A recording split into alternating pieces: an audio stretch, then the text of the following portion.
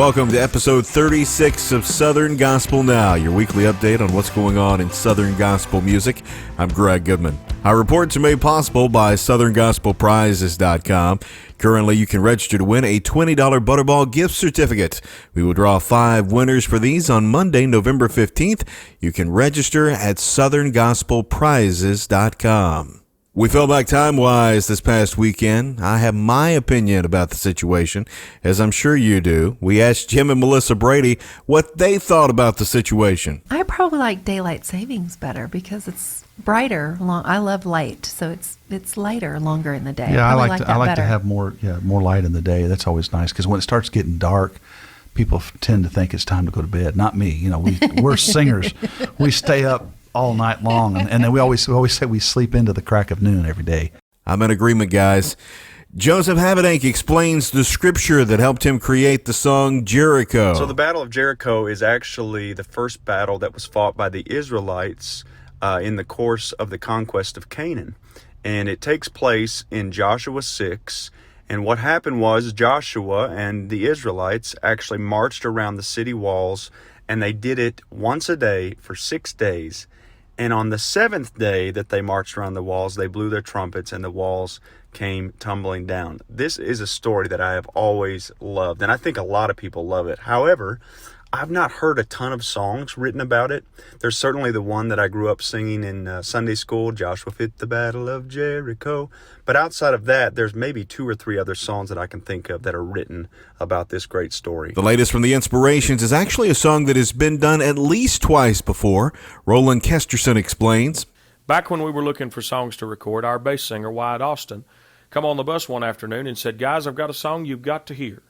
He played the song Enter In, and every one of us fell in love with it immediately. The song was originally recorded by a group based out of Cleveland, Tennessee, named the Singing Echoes. I spoke with Gary Epperson about the song before we recorded it, and Gary told me something that absolutely floored me.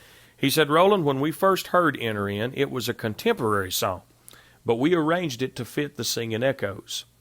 And when the Inspirations went to record it, we didn't do much changing to the arrangement because it fit us to a T." The Inspirations have a big reunion concert, which will feature both the current and past members.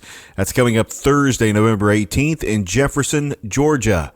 Adam Crabb's current solo single is Higher. Adam says that this style of song suits him best. Musically, I love the style of the song. It's a style that, honestly, if you hear most of my records, I kind of go for, there's a certain sound that I kind of go for with different musical things, but I always loved that style of song musically. John Darren Rousey of The Guardians tells us about the group's current single, It's Still Good News, which he wrote. When we were working on the new project, it was in the middle of the pandemic. Everybody was so uncertain, and there was information that changed day to day, and everything was just so up in the air. We felt like, my goodness, if ever there was a time that we needed some good news, it's now. And I had written this song with Kenna West from an idea that she got from a gentleman that she had known, kind of worked with as a mentor. And she said, "Why don't we write this song, It's Still Good News," from this idea. Tribute Quartet song, Somebody Tell, wasn't necessarily designed to have the big finish it does. Rather, it was kind of accidental, according to tribute tenor Gus Gacious. I was fresh and I held that note. It just felt natural, it felt good. And so finished up, walked out of there. The guys went in one by one and they're coming out going, "Why did you hold that note for so long, man? Why did you hang on to that for so long?" And we were laughing about it until the first time we had to sing it live. And it's like, my goodness, I don't think that was a good idea. But I will say this, I love doing it every night because watching people's face as they watch us turn blood red and about pass out trying to hold that note. They're either celebrating what we're doing or making fun of us. I haven't decided which. Chris Allman of Greater Vision and his wife Kim just celebrated an anniversary.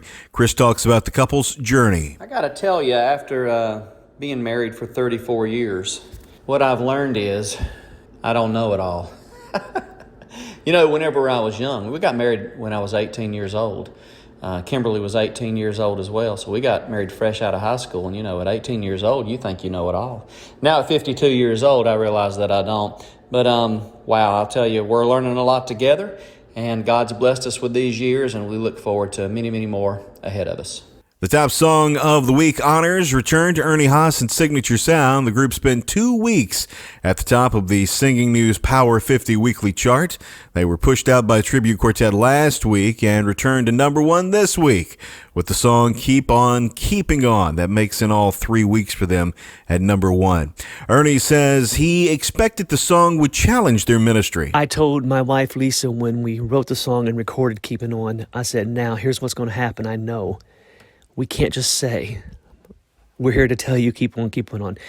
We are going to be put in situations where we got to show people what keeping on looks like, individually and collectively as a group, as Signature Sound. That's it for this week's edition of Southern Gospel Now. It's made possible by SouthernGospelPrizes.com. Be sure to register for those Butterball Turkey gift certificates, which will be given away this Monday. Gobble, gobble. I'm Greg Goodman. Thanks for joining us this week. If you missed any of the episodes along the way, Southern Gospel Now is available wherever you get podcasts and can be heard at southerngospelnow.com.